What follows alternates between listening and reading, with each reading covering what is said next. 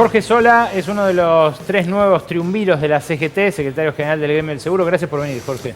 A vos por invitarme, Ale. Gracias. ¿Crees que la decisión de postergar el debate de la reforma laboral fue consecuencia de la movilización de la CGT?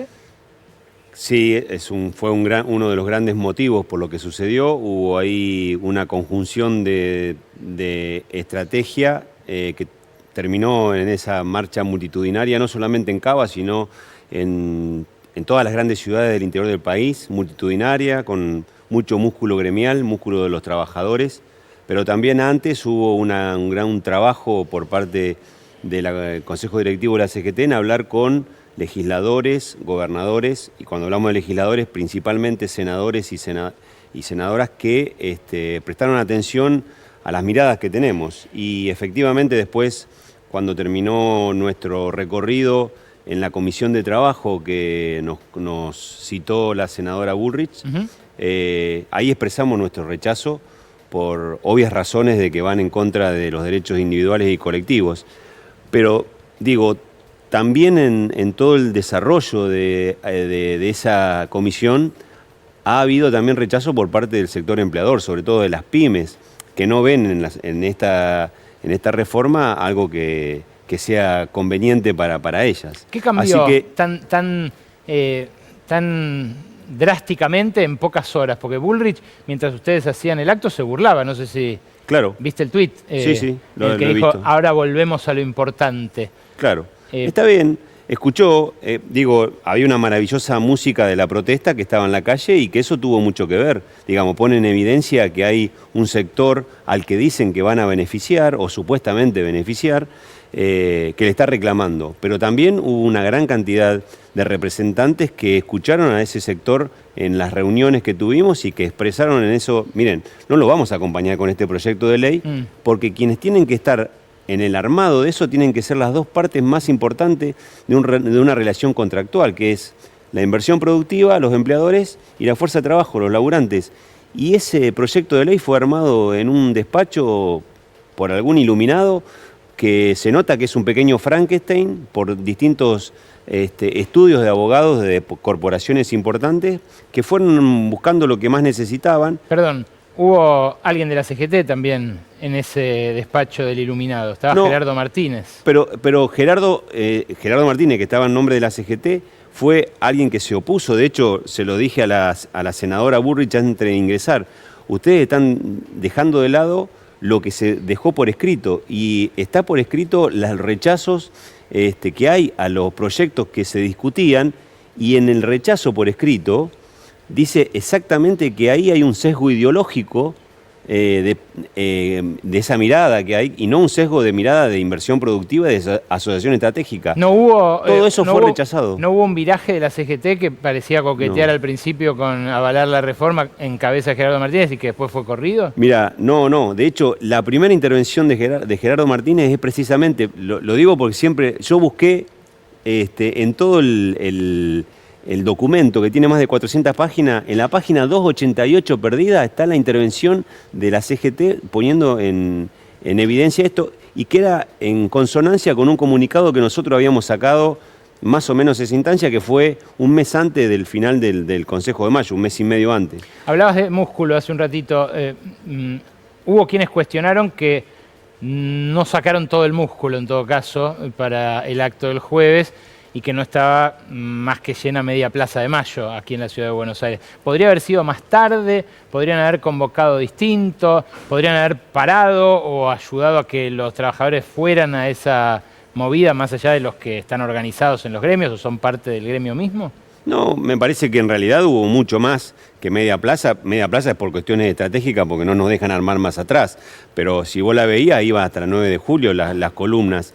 Pero digo, también es cierto que todo eso que se replicó en el interior del país significa un fuerte rechazo institucional de la Confederación General del Trabajo. ¿Alcanza con eso, Jorge, para que el 10 de febrero no vuelvan a la carga? No, es un triunfo táctico del movimiento obrero, pero que efectivamente necesita que nosotros sigamos empujando para que ese proyecto de ley no se trate en las condiciones en las que llegó. ¿Qué es empujar? ¿Qué podría ser, por ejemplo? Seguir hablando con los gobernadores que abrieron sus puertas para que nosotros llegáramos, lo de Provincia Unida, lo del sector del peronismo, los legisladores también, diputados y senadores especialmente, y también, digamos, si el gobierno no escucha el reclamo que hubo, para abrir ese debate, profundizaremos las medidas de fuerza. Nosotros empezamos con un plan de acción que terminó, empezó en esta movilización, pero que viene de hace mucho.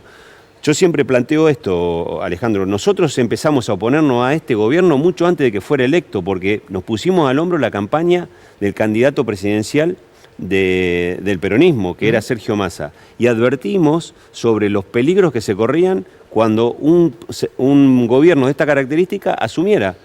Lo dijimos, perdimos, como corresponde legal y legítimamente. Después, inmediatamente, apenas asumió este gobierno, hicimos movilizaciones e hicimos un paro en pleno enero y advertimos, seguimos advirtiendo que esa ley ómnibus era inconstitucional, la paramos en la justicia y advertimos también que esta ley tiene sesgos inconstitucionales gravísimos que efectivamente, de votarse en estas condiciones, termina chocando con la misma pared de hace 2 años atrás. Pero antes de que sea votada, ¿la CGT está dispuesta a ir a un paro general? Sí, claro, si escuchaste los discursos nuestros, nosotros no hacemos improvisadamente algo que el Consejo Directivo no lo haya tratado. Y vamos a profundizar las medidas para llegar a que esto no ocurra. O sea, el año puede empezar con un paro general, el año lectivo, digamos, el año sí, claro, hábil. Es que hay cuestiones muy graves ahí, digamos. Es tratar de poner en indefenso a los trabajadores, es tratar de tocar sus salarios, porque cuando se habla del Fondo de Asistencia Laboral, estamos hablando que es salario diferido del trabajador que se saca de su futura jubilación para ir a alimentar un fondo que va a pagar sus futuras indemnizaciones. Y esto es retrógrado, es desarmar el estado de bienestar. Y efectivamente contra eso nos vamos a oponer, además de, por ejemplo, limitar el derecho de huelga, además de decir, bueno, la relación entre el empleador y el trabajador están en igualdad de condiciones y por lo tanto pueden negociar el banco de horas. La pregunta es, ¿qué trabajador le va a poder decir, bueno, yo quiero trabajar 6 horas hoy y te trabajo las otras 2 horas mañana? Porque no, las condiciones la pone el que dirige la producción de una pyme, de lo que sea, con lo cual esa negociación, esa igualdad de condiciones no existe. Es ficticia, sí. Justamente sobre eso te quería preguntar. Vos decías, fuimos derrotados en la discusión electoral, en lo político electoral. ¿No hay una derrota más profunda en que algunos trabajadores hayan votado de vuelta a Milei, ahora en las de medio término? ¿No hay algo que permeó, por ejemplo, en esto, que al pasar en el tren, yo escuché el otro día a alguien decir genuinamente, quizás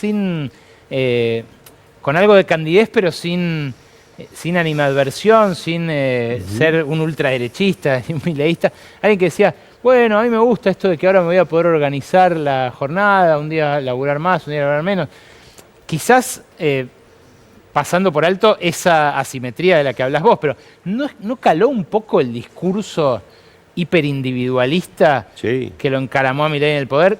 Más allá de... Sí, yo creo que hay ahí una mirada de derrota de no haber escuchado a la gente, porque ahí había un grito sordo que estaba dando vueltas y que esa interpelación sucedió en una elección presidencial. Y yo creo que efectivamente hay que tomar nota de eso. Interpela a todas las organizaciones, las políticas primero y las organizaciones sociales también. ¿Cómo puede hacer la CGT para representar de vuelta a ese laburante que dice el que cobra aguinaldo es un privilegiado? Bueno, primero que casi ninguno que cobra aguinaldo dice eso cuando son formales. Lo que nosotros tenemos que decir yo digo los que no lo cobran. Claro, bueno, esos son trabajadores con derechos que no dejan ejercérselo. Dice el presidente, esos trabajadores no tienen derecho. No, presidente, esos trabajadores tienen derechos y no los pueden ejercer, que son los trabajadores que están en negro. Con lo cual, Bullrich dice, no quieren ser empleados de las plataformas, por ejemplo, los repartidores. Bueno, puede haber alguna parte que no quiera trabajar en relación de dependencia, en un mundo del trabajo que ha cambiado y que permite muchas cuestiones del emprendedurismo, pero no todo el mundo es así. Para eso hay que volver a conquistar desde lo discursivo y también desde lo pragmático, desde lo fáctico. ¿Y esto qué quiere decir? Hay que dejarse interpelar por la sociedad. Nosotros representamos intereses de los trabajadores y esos intereses no tienen ideología. Ahí hay esas demandas de los trabajadores, son demandas de trabajadores que votaron a Javier Milei y que votaron a Nicolás del Caño. En el medio está todo. Pero vos nosotros tenemos que saber interpelar eso y darle una respuesta a eso. ¿Cuál es la respuesta? El mundo del trabajo cambió.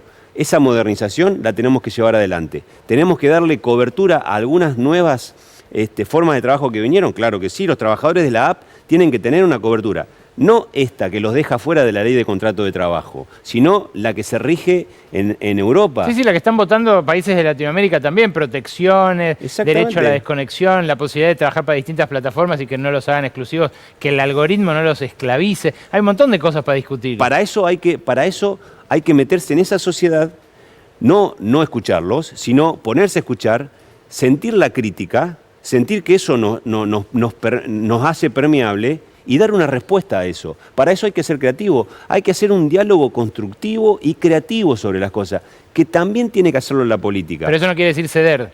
No, de ningún modo. Digo, este país o cualquier otro país ha crecido, cualquier otro país no. Pongo, por ejemplo, Europa Occidental, sí. Alemania y Francia. Tienen un estado de bienestar con cargas patronales casi iguales o más. Alemania más que Argentina. Sí. Y son potencia. El presidente se compara con Alemania para que vamos a hacer dentro de 20 años. Con lo cual lo que nosotros tenemos que hacer ahí es convencer de que se puede crecer sin esa necesidad de tantas falsedades que andan dando vuelta. Como por ejemplo la reforma laboral le va a dar a ustedes la libertad de poder elegir cuándo trabajar y cuándo irse. No, señores, no va a haber tal libertad, porque confunden el término libertad con libertinaje. Y a veces, y esto lo he dicho muchas veces, la libertad sin justicia social no existe. Y para eso es necesario otra vez recuperar eso.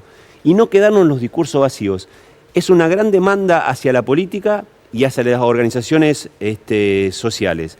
Yo creo interpretarlo desde ese lugar, creemos que la CGT va para ese lugar, necesitamos que entre todos construyamos un futuro. No mirar tanto el futuro por el espejo retrovisor, sino decirle a ese pibe que no quiere estar 40 años arriba del pedal en un Rappi. Quiere tener una vida con condiciones mucho mejores. Bueno, hay una manera de hacerlo, con un país, con un proyecto de país con inversión productiva. En este momento, en este país, ese proyecto no existe. ¿Tuviste la ocasión de discutir esto con empresarios importantes, con alguno de los dueños? ¿Tenés en claro si hay alguno de esos dueños que piense una Argentina más o menos parecida a la que vos estás describiendo? Sí, me llamó la atención la presentación del presidente de la UIA, pero él es coincidente en el diagnóstico. He estado charlando con él, he estado charlando con representantes de las pequeñas y medianas empresas del interior del país. Yo soy de la ciudad de Venado Tuerto, nombraste ahí 3 empresas, tremendo. 3 grandes empresas de Venado Tuerto, y que efectivamente lo que se necesita es una mirada de apertura hacia el consumo y de restricción en las importaciones. Digo lo que también me han dicho y que yo coincido. Si el modelo es Estados Unidos, bueno, copiemos algo de cerrar el mercado para que la producción interna permita también el consumo interno. Milei dice que ese razonamiento es el que hace que los trabajadores después paguen cara las cosas. Bueno, pero en principio no va a haber trabajadores que puedan pagar cosas, ese es el problema. Vos viste ahí la caída del consumo, la suba del endeudamiento familiar, eso está sucediendo. Y ahí te faltó nombrar, por ejemplo, en la empresa de servicio que está a punto de caer, una empresa muy grande que es Galeno, 600 laburantes. Galeno RT, claro. Tremendo. Y bueno, tremendo. Si las empresas de servicio que están muy atados a lo financiero también empiezan a tener los cimbronazos, bueno, pensemos que este país está mirado con un esquema donde se igualó o tuvo un equilibrio fiscal porque el gobierno tuvo la posibilidad de bajar todos los switches. Y los gobernadores a nosotros nos han dicho, muchos de los deberes que hacemos nosotros los aprovecha el gobierno diciendo, esta es la tarea que hicimos de nivelar y de tener un equilibrio fiscal. Mientras tanto, no se hace en la obra pública, no se pasan los ATN, no se coparticipa.